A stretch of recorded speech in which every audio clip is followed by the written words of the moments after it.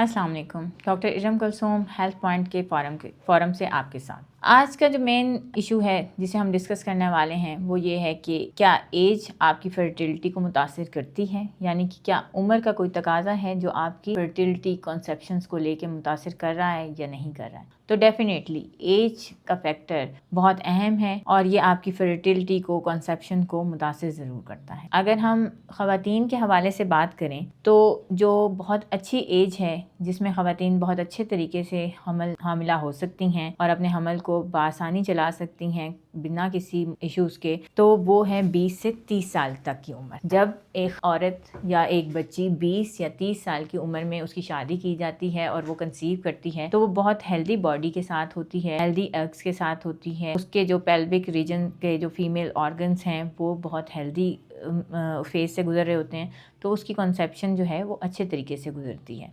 अब बात आती है 30 to 35 ईयर्स की। अगर हम 30 to 35 ईयर्स की एज में बात करते हैं तो उसमें कुछ ना कुछ ऐसी सूरत हाल देखने में आती हैं जहाँ पे आपको मुश्किलात का सामना करना पड़ता है। बाज़ दफ़ा मिसकैरेजेस, क्योंकि 30 से बियॉन्ड आपके कुछ ना कुछ ऐसे इश्यूज सामने आते हैं आपकी हेल्थ को लेकर कि उसमें आपकी कॉन्सेप्शन का होना या ठहरना या फिर उसको गो थ्रू करना आपके लिए डिफ़िकल्टी का बायस बनता है, आपके लिए परेशानी का बायस बनता है। इसमें आपकी हेल्थ भी शामिल है, आपकी फैमिली हिस्ट्री भी शामिल है, आपका वेट भी शामिल है, आपकी नॉर्मल रूटीन्स भी शामिल हैं। अगर आप जॉब करती हैं, बाहर जाती हैं या आपको दूर दराज इलाकों में सफ़र करना पड़ता है, आपके जो है फैमिली के हालात इस तरह के हैं कि आपको ओवरलोड किया जाता है या आपकी डाइट अच्छी नहीं है, तो डेफिनेटली ये वो फेज़ है जहाँ पे आपको कुछ ना कुछ मुश्किलात देखने को मिलती हैं। इसके बाद अगर हम आते हैं 35 से बड़ी उम्र की ख़वातीन की तरफ, तो डेफिनेटली अगर आपकी शादी 35 से पहले भी हो गई है और आपने कंसीव नहीं किया और अपना वर्कअप भी नहीं करवाया है, तो बहुत सारी ऐसी चेंजेस आती हैं बॉडी में जो आपकी हेल्थ रिलेटेड भी हैं, जिसमें आपके ब्लड प्रेशर को भी देखा जाता है, आपकी डायबिटीज़ को भी देखा जाता है, आपके हार्मोन्स लेवल को भी देखा जाता है। तो अगर आपके हार्मोन्स में भी कोई चेंजेस आने लग जाती हैं आफ्टर 35, तो उस सूरत हाल में भी आपकी कॉन्सेप्शन जो है वो डिले हो जाती है, या अगर आप कंसीव करती हैं तो उस प्रेगनेंसी में आपको कोई ना कोई ऐसी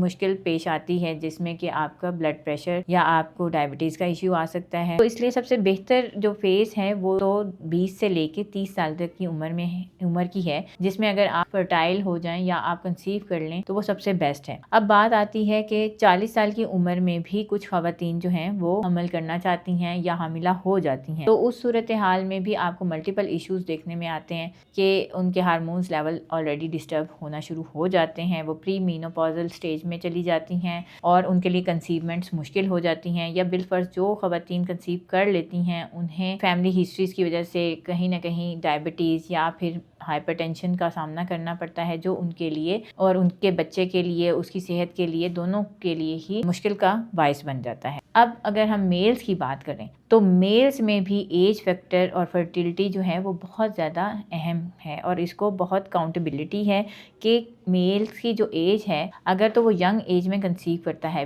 बिफोर 25 या 25 की एज तक, या आप उसको 30 की एज तक भी लेके जाते हैं, तो फिर भी उसके कहीं ना कहीं कुछ ना कुछ मसाइल सामने आते हैं। जितना जितना एज फैक्टर सामने आता है देखने में, उसी तरह आपके मसाइल भी बढ़ते जा रहे होते हैं, और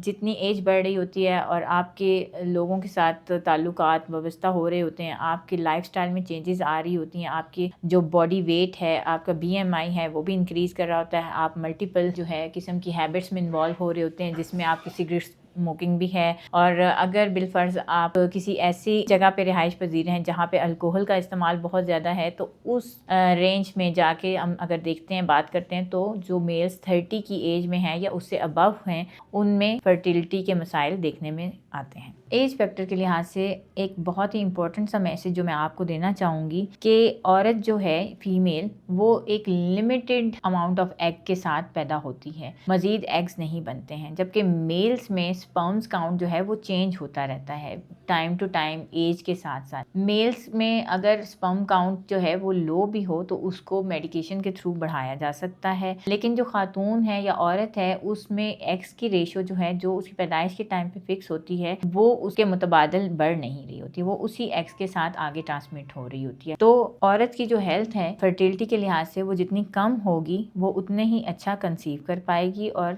एक अच्छे मुआशरे को आगे बढ़ा सकेगी। सो लिहाजा इन पॉइंट्स को ज़रूर मद्देनज़र रखें और अपनी कंसीवमेंट में और फर्टिलिटी में देर ना करें। कोशिश करें कि 30 साल की उम्र तक लाजमी अपनी फैमिली को कंप्लीट कर लें। आई होप सो कि आपको ये छोटी छोटी बातें समझ में आ गई होंगी। इसके साथ ही हमें इजाज़त।